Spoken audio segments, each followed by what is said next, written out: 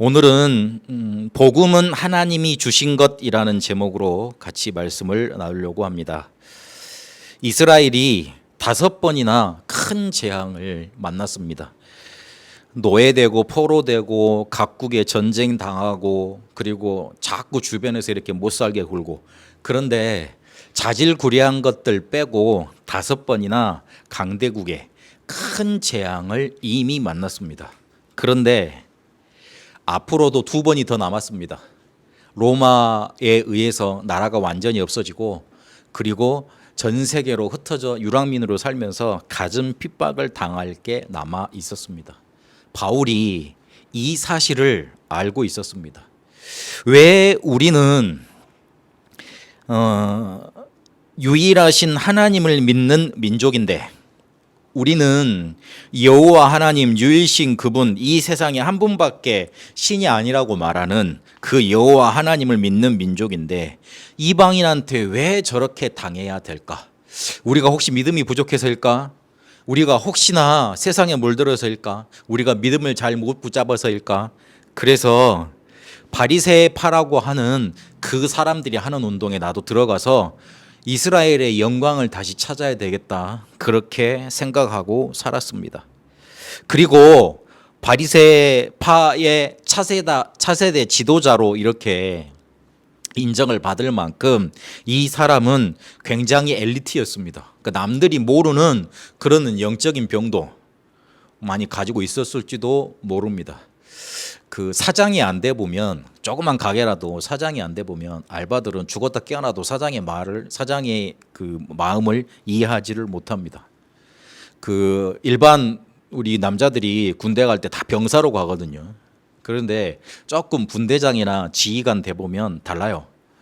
그래서 밑에서 이렇게 명령을 받고 사는 사람들은, 그럴 수밖에 없는 위치에 있는 사람은 위에서 뭔가를 책임지고, 그리고 뭔가 이렇게 많은 재능을 가지고 다른 사람한테 살릴 수 있는 응답을 전달해 주는 그 사람이 가진 고민과 고통 그리고 병을 이해하지를 못합니다. 그러니까 다른 사람들이 이해하지 못했던, 그럼 소수만이 뭔가 이렇게 막 고민했던 그런 거 바울은 가지고 고민을 많이 했던 겁니다. 자기 개인적으로 너무 갈급하고, 그래서 신앙생활을 잘하고 있는데 왜 나한테는 이런 고통과 영적인 문제가 해결되지 않지? 이런 질문과 의문이 계속 그에게 넘쳐났을 겁니다. 그리고 더 원통한 건, 우리는 하나님을 믿는 민족인데 왜 이렇게 망해야 되지? 왜 이렇게 저주당해야 되지? 그런 마음이 계속, 그런 의문이 들었던 겁니다. 그게 어디에서 해결이 됐냐면 사도행전 9장 1절에서 9절까지 부활하신 그리스도를 만나고 나서, 내가 핍박했던 예수 구가 우리가 그렇게 기다려왔던, 내가 그렇게 기다려왔던 그리스도 메시아구나. 그리고 그 그리스도가 나의 모든 문제 해결자고 나의 모든 문제 답이구나. 이게 확실히 붙들어졌던 겁니다. 이때 모든 답을 냈어요. 뭔가 자기는 풀려지지 않죠. 자기 민족에 대한 뭔가 의문이 풀려지지 않죠. 그리고 자기 인생 속에 뭔가 잘 대단하고 성공을 하고, 그리고 뭔가 이렇게 잘 해왔는데도 자꾸 뭔가 이렇게 질문, 의문이 풀려지지 않죠. 그러니 다른 사람들이, 초대교회 사람들이 그리스도고 말하는 그 예수, 그 말 들으니 너무 신경질이 나고 너무 짜증이 났던 거예요. 그러니까 뭔가 이게 폭발해가지고 자기는 하나님을 잘 섬긴다고 말을 했지만 하나님 정반대편에 서서 예수 믿는 사람들, 예수를 그리스도로 고백하는 초대교회를 계속 핍박하고 다녔던 겁니다. 그러다가 결정적으로 사도행전 9장에 부활하신 주님을 직접 만나게 됩니다. 다른 사람들은 전도자를 통해서, 그리고 성도들을 통해서, 제자들을 통해서 복음 듣게 하셨잖아요. 근데 바울은 부활하신 주님께서 직접 만나 주십니다. 그때 바울에게 뭐가 깨달아졌냐면, 빌립보서 3장에 오직 그리스도라고 고백했던 것처럼, 이 그리스도 밖에는 없구나. 오직 그리스도 아니고는 우리에게 길이 없구나. 요게 모든 것이구나. 요게 딱 발견되었습니다. 그래서 자기 것을 다 배설물로 버릴 만큼 그렇게 확실한 답이 그에게 났던 거예요. 요런 답을 받고 나니까 어떤 게 보였냐면, 우리 이스라엘 민족이 그냥 자기들의 망대, 자기들의 견고한 성을 쌓아서 자기들 위주로 자기들 생각에 좋은 대로 하나님을 끌어다가 그냥 살았구나, 요게 보였던 겁니다. 분명히 하나님은 이스라엘에게 복음을 주실 때 자기들의 것만으로 주시지 않았어요. 근데 이스라엘은 자기 생각대로 왜 주셨는지도 잊은 채 자기들의 견고한 망대를 쌓아가면서 뭔가 이렇게 자기들께 맞다고, 이래야지만 구원받는다고, 이래야지만 하나님이 좋아하신다고, 기뻐하신다고 자꾸 자기들을 속이고 있었던 겁니다. 원래 복음은 원래부터 모든 민족을 살릴 수 있도록 그렇게 주어진 겁니다. 근데 바울이 이거를 차근차근 보면서 뭘 깨달았냐면요. 그래, 우리 민족에게는 크나큰 사단의 망대가 세워져 있구나. 그것도 눈에 보이지 않게 각 사람들의 생각 속에, 뭔가 하나님을 잘 섬긴다고 하는 동기 속에, 그리고 우리 이스라엘 전체 문화, 삶, 신앙생활 시스템적으로 사단의 망대가 서 있구나. 이게 크게 발견이 된 겁니다. 결국은 자기들이 잘한다고 생각을 하고 자기들의 생각대로 이게 맞다고 생각을 했는데 결국에는 그 사람들 속에 사단의 망대가 크게 세워져 있구나. 요게 바울에게 크게 발견된 거예요. 그러니 더욱더 그리스도를 붙잡을 수밖에 없었죠. 그래서 바울은요, 복음을 어떻게 붙잡았냐면 하나님이 자기들에게 주신 마지막 망대로 붙잡았습니다. 복음이 아니고는 인간 살릴 수 있는 길이 없습니다. 그래서 복음은 하나님의 마지막 망대가 됩니다. 복음 받지 않으면 절대 살 수 있는 길이 없어요. 복음 받지 않으면 절대로 저주와 재앙에서 빠져나올 수 있는 길이 없어요.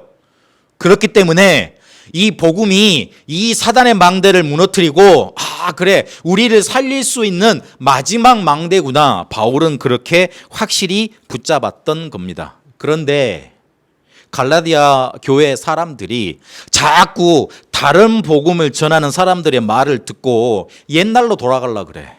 그것도 자기가 이미 바리새파로 열심히 특심으로 신앙생활 하면서 복음 아닌 것을 미리 체험해 봤잖아요. 근데 그걸로 돌아가려 그래.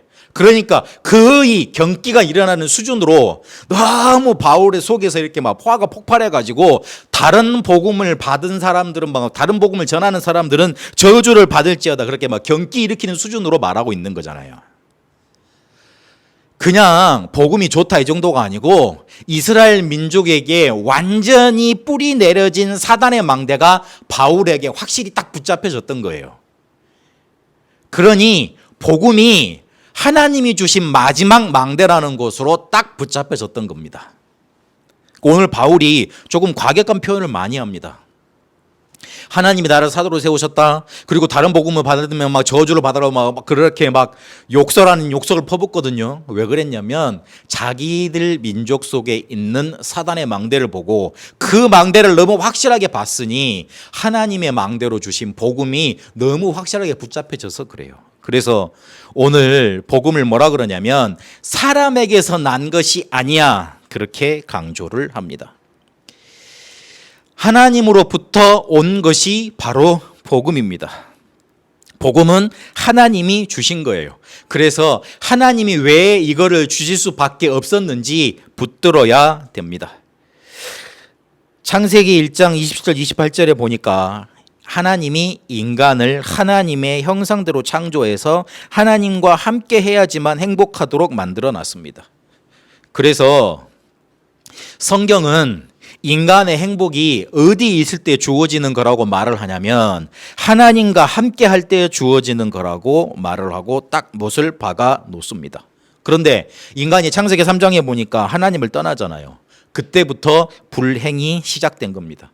그래서 이 인간에게 불행이 다가올 때 그때부터, 그 시작할 그때부터 하나님이 뭘 주셨냐면 창세기 3장 15절에 여자의 후손이라는 해결책을 주십니다. 성경은 인간의 행복을 하나님과 함께 있어야 할 때 행복한 거라고 정의를 해놓고, 그리고 인간이 어떨 때 행복하다는 거 가장 정확히 우리에게 알려주십니다. 하나님이 함께 하시는 길, 그리스도 제도로 붙잡을 때 우리 인간은 행복하게 되어 있어요. 그래서 복음이 그렇게 하나님으로부터 우리에게 주어진 겁니다. 그리고 뭐라 그러냐면 성삼위 하나님으로부터 온 평강을 입어, 그렇게 말을 합니다. 우리 인간은 위기 만날 수밖에 없고, 그래서 하나님은 이스라엘이 위기를 만날 때마다 뭐라고 말씀을 주셨냐면 내가 너희한테 징조를 주겠다. 그 징조가 바로 처녀가 잉태하여 아들을 낳을 것이니 그 이름을 임마누엘이라고 하라, 그렇게 말을 합니다. 하나님이 우리와 함께 계시다. 그게 하나님의 평강의 실체입니다. 평강의 근본입니다. 하나님이 우리와 함께 계신 것, 그걸 통해서 우리에게 위기 속에 사는 것 같지만 평강, 그 어떤 것도, 어떤 두려움도, 그 어떤 위기도 이기는 평강이 찾아오는 겁니다. 그리고 사람에게서 난 것이 아닌데 왜 사람에게서 난 것이 아니어야 되느냐? 우리의 죄를 대속하기 위해서라면 사람에게 난 것으로는 되지 않아요. 그래서 자기 몸을, 우리를, 죄를 대속하기 위해서 주셨다 그랬고 영광이 세색토록 있도록 한다 그랬습니다. 마가복음 10장 45절에 보니까 인자가 이 땅에 온 곳은 우리에게 대속물로, 우리의 죄를 위해서 대속물로 자기 몸을 내어주시기 위함이라 그랬습니다. 요한복음 19장 30절에 보니까 모든 죄를 십자가에서 끝내셨다, 대속하셨다, 그렇게 말씀하고 계십니다. 복음은 사람에게서 난 것이 아니고 이렇게 우리에게 찾아온 겁니다. 그래서 복음을 오늘 또 뭐라고 강조를 하냐면 다른 것으로는 저주를 해결할 수 없다 그러면서 복음을 강하게 강조를 합니다. 여러분, 우리가 그 어떤 것도 하나님만 하는 길이 될 수가 없습니다. 그 어떤 것을 통해서 하나님을 만날 수 없어요. 요한복음 14장 6절, 사도행전 4장 12절에 보니까 하나님 만날 수 있는 길은 오직 그리스도, 그분밖에 없습니다. 그리고 죄와 사망의 법에서 해결할 수 있는 길은 단 한 길밖에 없어요. 생명과 성령의 법, 로마서 8장 1절에 2절까지 있는 것처럼요.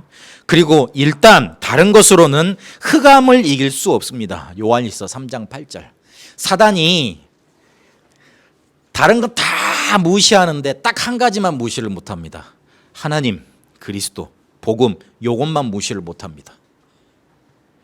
그래서 우리가 그 어떤 걸 가지고 있어도 사단이 우리를 두려워하지 않습니다. 우리 속에 그리스도의 피, 복음, 십자가, 이 하나님의 능력 있는 거, 그것만 두려워합니다. 왜냐하면 이 사단을 꺾을 수 있는 권세 가지신 분이 요한일서 3장 8절에 보니까 하나님의 아들이 나타나신 것은 마귀의 일을 멸하심이니라. 그분밖에 없기 때문에 그래요. 그래서 다른 곳으로는 저주가 해결할 길이 없는 거예요. 그런데 사도행전 15장 1절에 보니까 모세의 법대로 할례를 받아야지만 너희들이 구원을 받는다면서 갈라디아 교회를 쭉 돌아다니면서 복음에다가 플러스 뭔가 이렇게 해서 말했던 사람들이 그 당시에 꽤 많았어요. 근데 문제는 그 말을 듣고 마음이 흔들려서 그래, 우리가 이렇게 살아서는 안 되겠지. 조금 거룩하게 살아야 되겠지. 그러려면 뭔가를 해야 되겠지. 그래서 그래, 이스라엘이 조금 깨끗하게 살아왔으니까 우린 좀 뭔가 이렇게 막 자유스럽게 프리하게 살았는데 이스라엘은 조금 거룩하게 살아온 것 같으니까 그들이 했던 방식대로 해야지 조금 뭔가 하나님한테 우리가 구원받을 가치를 드리는 것 같지, 이렇게 생각했던 거예요. 복음 외의 것, 복음 강조 안 하는 것, 그런 소리는 여러분 마음속에 귀담아 듣지 마세요. 그냥 무시하세요. 그러니까 너무 무시하는 티를 내면 사람들이 교만하라고 뭐라 그럴 거 아니에요. 그러니까 그냥 그렇다 인정을 해주고 마음속으로는 아니야, 복음밖에 없어, 딱 그거 붙잡으셔야 돼요. 흔들려는 자들이 많습니다. 세상 이치가 그래요. 옆에서 사람이 잘 되고 축복받고 응답받고 그러잖아요. 다들 기뻐해 줄 것 같은데 그렇지 않아요. 어떻게든 그거 잘 되는 거 못 봐서 이렇게 끌어내리고 뒤에서 험담하고 뒤에서 말 지어내고 그래서 모략 꾸미는 그런 뭔가 이렇게 흑암에 젖은 사람들이 많습니다. 그래서 요한복음 1장에 보니까 예수님이 빛으로 오셨잖아요. 예수님은 생명이라 그랬습니다. 그 빛은 생명이라 그랬습니다. 그런데 사람들이 하도 어두움 속에 길들여져 있으니까 세상에 빛이 나타났는데 좋아해야 되잖아. 근데 싫어했어요. 잘 알고 계셔야 돼요. 항상 우리가 복음 가지고 있다는데 주변에서 흔들려는 사람들이 많습니다. 교란시킵니다. 흔들어 놓습니다. 어떻게든 우리가 가지고 있는 게 좀 이렇게 또 보충을 해야 된다면서. 아이고 뭔가 또 큰 체험을 해봐야 된다면서. 그리고 뭔가 큰 거를 해봐야지. 야, 네 그래가지고 뭔가 렘넌트라 그러겠니? 네 그래가지고 뭔가 응답 받겠니? 그래가면서 그렇게 말을 합니다. 그러니까 바울이 막 너무 열이 받아가지고 다른 복음을 전하는 자 받는 자 막 저주를 받을 자도 막 퍼붓잖아요. 서론에 말씀드렸듯이 바울에게는 이스라엘 전체 역사에 깔린 사단의 망대가 딱 보였던 거예요. 얼마나 애 같았을까?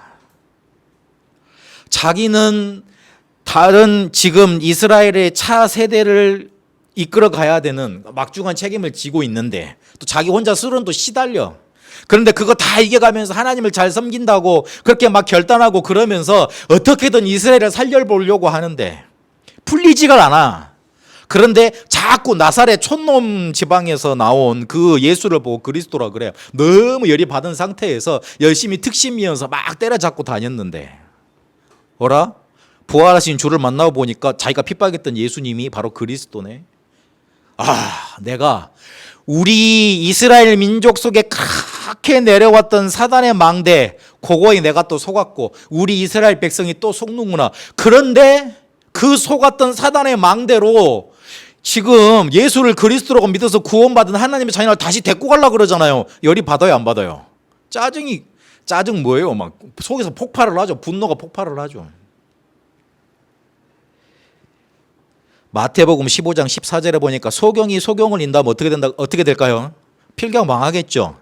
그리고 마태복음 18장 6절에는 이런 말이 나옵니다. 한 소자를 실족하게 하면 넘어지게 하면 연자 맷돌을 그 목에 매어서 바다에 빠뜨리는 것보다 더 심하게 만드는 거다 그럽니다. 원래 그런 의도로 말한 건 안 하지만 다른 복음을 주면 사람을 그렇게 실족하게 하는 거예요. 완전히 뭔가 구원의 길을 걷어차버리는 거예요. 구원의 길 속에서 끄집어내버리는 거예요. 다른 복음을 전하면. 그러니 바울이요 요렇게 열을 내면서 강조할 수밖에. 그래서 뭐라 그러냐면 사람의 말을 듣지 말라 그럽니다. 내가 사람들을 기쁘게 할 거냐 사람들의 말을 듣게 할 거냐 그렇게 말하면서요. 내가 사람들이 다 뭐라고 말을 하냐면 자기 생각 자기 기준에 대해서 말을 합니다. 제가 가끔 커피 마시러 갈 때 있고 밥 먹으러 갈 때 있잖아요. 그러면 옆에 이렇게 한 잔 하시고 커피 한 잔 하시면서 이렇게 하시는 말들 옆에서 들려오면 들어봅니다. 대부분 남들을 축복하고 감사하고 행복하고 그런 얘기는 없고요. 결국은 자기 자랑이고 결국은 자기 자식 자랑이고 결국은 자기 자식 자랑은 자기 자랑이거든요. 그렇고 그리고 거의 대부분이 남 험담하고 남 욕하고 남 뭔가를 몰락짓는 그런 말이에요. 그렇구나. 세상이 그렇구나. 다 자기 생각 자기 기준이에요. 근데 문제는 우리 교회 다니는 사람들 성도들도 요 속에서 벗어나질 못한다는 거예요. 그래서 참고만 하세요. 사람의 말. 자기 수준에서 자기 기준이라서 말을 하니까. 제가 이번 주에 교회 우리 집사님 다락방을 갔는데 이제 이동하면서 그러시더라고. 대구에 가십니까? 끝나고 대구에 가십니까? 그러더라고. 그래서 대구 저 올 말에 가는데요. 난 또 못 알아들어서 말을 했네. 나는 말을 했네. 그러니까 다시 한번 강조를 하시더라고요. 집으로 가시냐고요. 그래서 내가 또 그래서 내가 깨달은 거야.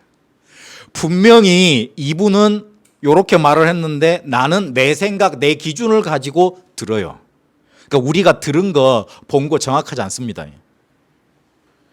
그래서 저는 저만의 기준이 하나가 있는데 혹시 주변에서 남을 욕하고 막 그러잖아요. 그러면 절대 그거는 100% 아니 300% 안 믿어야 된다고 생각을 하고 나중에 그 사람을 직접 겪어보든가 아니면 그 사람하고 만나서 이야기를 해보든가, 아니면 그 사람의 사정을 파악해보든가, 그 다음에 판단을 하기로 밀어놓습니다.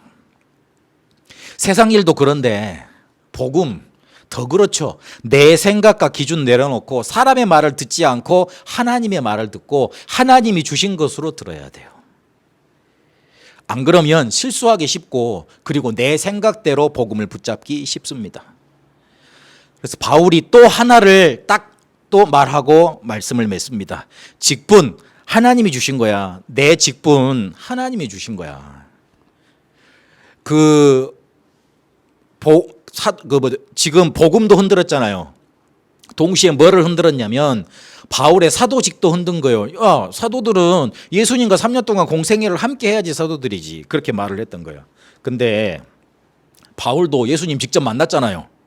그리고 예수님께서 인도하신 대로 인도를 받아왔잖아요. 그래서 교회에 또 파송을 받은 거 아닙니까? 그런 사도가 맞는데, 그래서 복음도 흔들어 놓으려고 그러고, 바울이 가지고 있는 사도의 직도 흔들어서 이 복음을 완전 뭔가 이렇게 흔들어 놓는 사단의 작전을 알고 자기 직분은 하나님께 받은 거라고 그렇게 말을 합니다.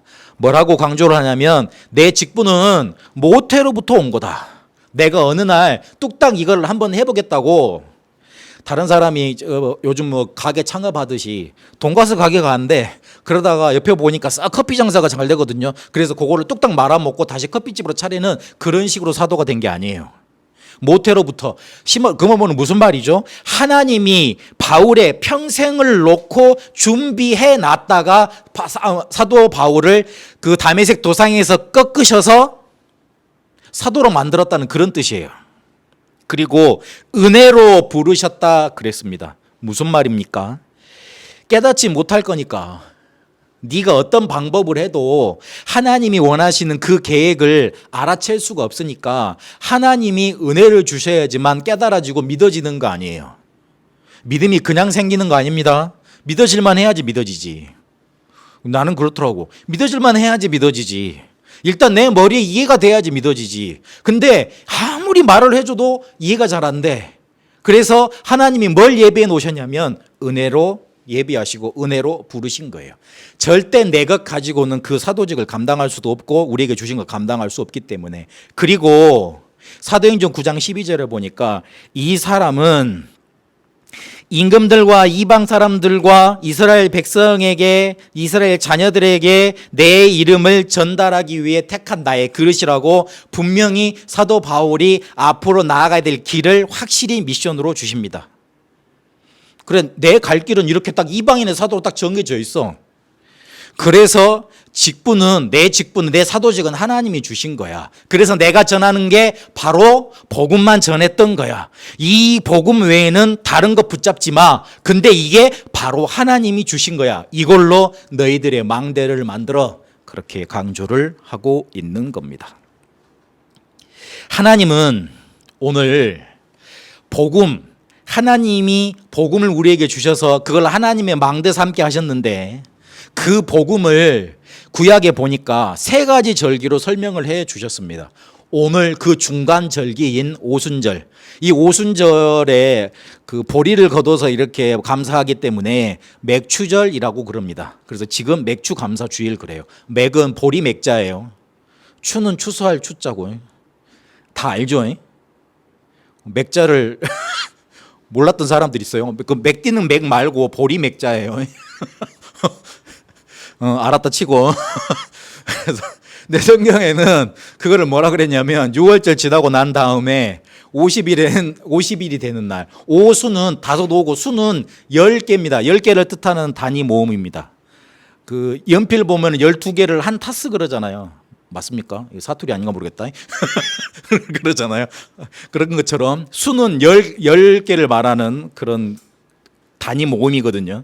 그래서 50일이 지나고 난 뒤에 지내는 절기 그랬습니다. 근데 복음을 이 세 가지 절기를 가지고 설명을 해 주셨어요.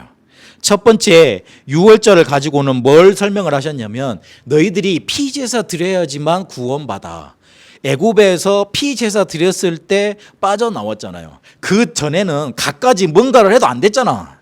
이스라엘 백성이 다 봤지. 19가지 막 큰 재앙이 자기들을 그렇게 뒤흔들었던 애굽에 막 떨어져 내리는데, 그래서 자기들이 그렇게 벌벌 떨었던 애굽 사람들이, 정치가들이 우수수 낙엽처럼 막 떨어져 나가. 그러니까 와, 대단하다, 이제 풀려나겠다 생각했는데 그래도 풀려나질 않네. 그런데 희한하게 피 발랐는데 끝나버렸어. 그때에서 뭘 알았겠어요? 아, 그래, 우리가 피제사 그리스도 붙잡아야 되는구나. 그걸 알았을 거 아니에요. 유월절을 통해서 구원의 복음을 우리에게 설명하셨고, 그리고 수장절은 추수감사절 그래가지고 1년에 막 농사를 많이 지어놓고 그거를 창고에다 내놓고 감사드리는 절기였어요.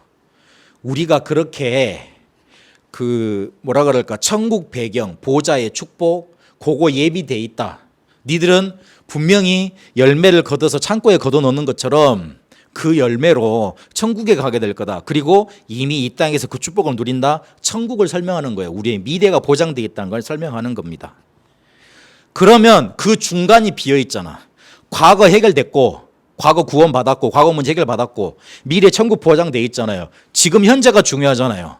그 지금 현재에 누릴 하나님의 나라, 네 하나님의 나라를 성령 충만케 하셔서 인도하신다는 것을 깨닫고 체험시키는 오순절이란 걸로 우리에게 알려주신 겁니다.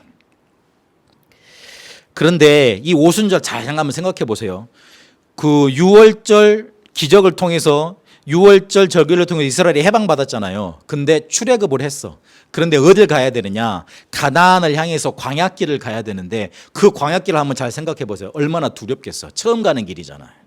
그래서 이스라엘 백성이 뭘 제일 고민했냐면, 우리 먹을 거 없습니다. 입을 거 없습니다. 그리고 마실 것 없습니다. 우리가 쉴 데 없습니다. 그리고 더 비참한 건, 우리는 여기서 살다가 죽으면 되는데 우리 저 아이들, 젖도 못된 우리 아이들, 걔네들은 어떡합니까? 그걸 계속 고민하고 하나님한테 따졌어요. 그런데 그렇게 죽었습니까? 모세가 신명기에서 40년을 회고하면서 이스라엘 백성한테 메시지를 합니다. 야, 니들이 생각했던 대로 그렇게 우리가 굶어 죽었니? 니들이 그렇게 염려했던 대로 한 번에 헤어졌니? 아니면 쉴 데가 없었니? 아니면 하나님의 말씀을 듣지를 못했니? 우리는 독수리가 그 새끼를 다 품어서 이렇게 둥지에 앉아놓는 것처럼 하나님의 크신 팔로 우리를 다 업어서 광야를 통과하게 하시고, 지금 가나안 앞에, 가나안 입국 전에 우리를 모셔왔다, 딱 인도했다, 그렇게 고백을 합니다. 광야길 가는 동안 다 죽을 거라고 예상을 했어요. 광야길 가는 동안 문제 이기지 못할 거라고 확신에 찬 염려 속에서 살았어요. 그런데 하나님이 그렇게 만드셨습니까? 그렇지 않잖아요. 우리의 고민대로, 우리의 염려대로, 우리의 뭔가 이렇게 습관적인 뭔가 불신하는 대로 하나님은 그렇게 놔두지 않으시고, 그럴 줄 아시고 성령 충만 주시고 그렇게 해서 인도해 하셨어요. 그리고 그 제자들 여정을 한번 잘 보세요. 십자가 사건 일어난 다음에 제자들이 막 확신에 차서, 아, 그래, 예수가 그리스도시구나, 이제 완전 끝났구나, 이 생각을 해야 되잖아. 그런데 전부 다 두려움에 휩싸였어요. 이제 우리 죽었다, 이제 우리 끝났다. 그래서 일제히 다 도망가 버립니다. 그런데 예수님이 부활하셔서 그들을 다 불러 모으십니다. 다 찾아가셨어요. 그래서 한 곳에 불러 모아서, 감난산에 불러 모아서 하나님 나라는 이거다, 너희들의 미션이다, 40일 동안 설명을 하십니다. 그러고 난 다음에 사도행전 2장 1절에 보니까 오순절 날이 이미 이름에 그랬어요. 오순절 날이 이미 이랬을 때 성령의 충만한 역사로 그 제자들에게 콱 임하십니다. 그러고 난 다음에 제자들이 완전히 바뀌어버렸어요. 완전히 바뀌어버렸어. 베드로가 주변에서 말 들어오면, 아, 부인하게 바빴던 사람인데 뭐라 그랬냐면, 야, 이 일이 술을 취해서 된 게 아니고 요엘서에서 이야기했던 그 말씀이 지금 여기에 성취된 거야. 너희들이 죽였던 그 예수가 바로 그리스도야. 회개해. 그러니까 이 사람들이 회개 자박하고 난리가 일어나잖아요. 그게 바로 오순절 역사입니다. 우리가 지금 살아가야 된 현장과 현실을 이길 수 있는 성령의 충만과 인도의 비밀의 하나님 나라, 그게 바로 오순절입니다. 그거 붙잡으셔야 돼요. 오늘 그냥 맥주절이구나, 아, 상반기 동안 하나님이 잘 인도해 하셨구나, 그렇게 감사하는 게 맞습니다. 그러나 그 뒤에 있는 하나님이 정말로 누리고라고 하는 비밀은 뭐냐면, 성령 충만 주셔서 너희를 인도해 갈 거야. 너희 두려운 것만 생각하지, 너희 갈 길 두렵지, 앞길이 안 보이지, 미래만 생각하면 깜깜하지, 미래까지 생각할 필요 없고 오늘 이 문제 해결하지 못해서 너무 답답하지 걱정하지 마. 내가 너희를 성령 충만 줘서 붙잡아서 너희를 인도해 나갈게. 요 말인 거예요. 쉽게 말을 하면. 그래서 요 오순절 감사 속으로 우리가 들어가기 위해서 이번 주간에 구체적으로 세 개를 하시라. 첫 번째는 눈에 안 보이는 것을 사실화 시키세요. 이게 눈에 안 보이는 것을 믿어야 된다는 거예요. 그러면 사실화가 됩니다. 뭔 말인고 싶겠지만 그 믿음이라는 말은 믿습니다 하고 우리가 뭔가 이렇게 자아 체면 거는 게 믿음이 아닙니다. 믿음이란 말은 무슨 말이냐면 내가 보지 못하는 근본이 뭐지? 그리고 정말 이걸 통해서 어떤 본질이 숨겨져 있지? 그걸 찾아내는 게 믿음입니다. 그러면 믿음이 생기게 되어 있습니다. 그 부부간에도 믿음이 있단 말은 무슨 말이냐면 그 겉모습만 보고 이 사람이 대단하다 싶다 그런 게 아니고 같이 살아봤는데 그래 내가 평소에 연애할 때 못 보던 게 같이 살아보니까 요런 근본이 있고 요런 본질로 사람이 갖춰져 있구나. 그래서 믿음 관계, 신뢰 관계가 생깁니다. 믿음이란 게 그런 거예요. 눈에 보인다고 그게 믿는 게 아니고 진짜로 뭔가 이렇게 눈 뒤에 있는 거, 보이지 않는 그 뒤에 있는 거 그게 발견된 겁니다. 그래서 믿음이라는 건 믿는 게 아니고 믿어져야 되는 거예요. 정확히 말을 하면 믿어졌다는 말은 뭔가가 보였다는 말이에요. 그래서 뭔가를 보려면 질문해 봐야 돼요. 하나님, 성령 충만이 뭡니까? 쉽게 말을 해서. 하나님, 복음이 뭡니까? 하나님, 나에게 주신 미션이 뭡니까? 내가 정말로 믿어야 될 건 뭡니까? 붙잡아야 될 건 뭡니까? 질문해 봐야 돼요. 그러면 자꾸 그 질문이 하나님과 맞아지면서 보이게 돼 있습니다. 그럼 눈에 안 보이는 영적인 사실을 자꾸 질문해 보세요. 하나님 정말 성령으로 역사하시는 게 맞습니까? 정말 천군천사가 활동을 합니까? 이 사단의 세력 정말로 있는 게 맞습니까? 질문부터 시작을 하세요. 그리고 두 번째, 하나님이 정말로 원하시는 게 있는데 예수님께서 마지막 강단에서 강조했던 게 있는데 성령께서 지금도 역사하실 수밖에 없는 게 있는데 그게 뭐냐면 내가 살아나서 남을 살리는 것 그거 원하시고 그거 붙잡길 원하십니다. 그래서 그것 잡아야 돼요. 하나님이 진짜 원하시는 것. 하나님이 진짜 원하시는 것은 내가 사는 거다. 그리고 내 주위를 살리는 거다. 어려운 말로 복음 전도 그렇게 말을 합니다. 그거 붙잡으세요. 두 번째. 오순절 축복 누리려면. 세 번째. 요거를 실제적으로 누릴 수 있는 기도의 리듬을 만들어내세요. 제 한 주간 리듬이 어떻게 돼 있냐면 그 일주일간 계속 기도 수첩 묵상하고 메시지 듣고 그리고 현장 다니고 그렇게 하면서 그 설교가 하나 둘씩 차곡차곡 쌓입니다. 그러다가 금요일 날 저녁, 토요일 날 저녁쯤에 이게 한 문장으로 한 뭔가를 달라고 쫙 만들어집니다. 그래가지고 그거를 이렇게 요약을 해서 전달을 합니다. 그게 제가 리듬이 돼 있어요. 이게 돼 가더라고요. 그래서 어떤 때는 막 올 때 와 이거 빨리 전하고 싶다. 예전에는 그게 말이 잘 이해가 안 갔거든요. 예전에는 그 말이 잘 안 이해가 안 갔어요. 목사님들이 가끔 담임 목사님 내 모시던 목사님이 와 자기는 설교 빨리 하고 싶대. 혹시나 이 감정이 혹시나 다른 데 돌아질까 봐. 그래서 다른 사람 만나서 불시당 들어오면 요거 전달 못 할까 봐 빨리 설교하고 싶고 빨리 성도들 만나고 싶다 그러더라고요. 그런데 그 말이 잘 이해가 안 갔거든요. 근데 그 말이 그 말이었구나 이해돼 가고 있는 중입니다. 어쨌든 리듬이 그렇게 흘러갑니다. 우리도 그렇게 영적 서밋으로 가는 기도 리듬을 찾아야 됩니다. 그래 어떤 문제가 있더라도 이렇게만 하면 나는 기도가 집중돼 이걸 찾아내야 돼요. 내가 피곤하더라도 이렇게 하면 기도가 집중돼 이걸 찾아내야 돼요. 그러면 어디 가서도 기도가 되고 그리고 어떤 것도 이게는 25 응답이 오고 그리고 모든 것 응답받는 영혼의 응답이 오게 돼 있습니다. 바울이 오늘 과격하게 말했던 이유가 있어요. 자기 인생과 이스라엘 나라를 볼 때 뭐가 발견이 됐냐면 큰 사단의 망대가 보였던 거예요. 야, 내가 정말로 속았구나 저 사단한테. 큰 사단의 망대가 발견됐던 거예요. 그러니 요거 해결할 길은 내가 해결을 못하니까 하나님이 주신 복음으로만 해결될 수밖에 없구나. 요 복음이 하나님의 망대로 마지막 망대로 바울에게 딱 붙잡혀졌던 겁니다. 그러니 다른 것 전하는 사람, 다른 복음 전하는 사람은 저주를 받을지어다. 그렇게 막 독설어린 말로 막 말할 수밖에. 그래서 그 망대를 세우면서 오늘 하나님이 복음을 설명하신 것 중에 가장 중요한 것 오순절을 요렇게 누려가시라. 그 응답 속에 이번 한 주간도 인도받게 되시길 바랍니다. 기도하겠습니다. 살아계신 하나님 감사합니다.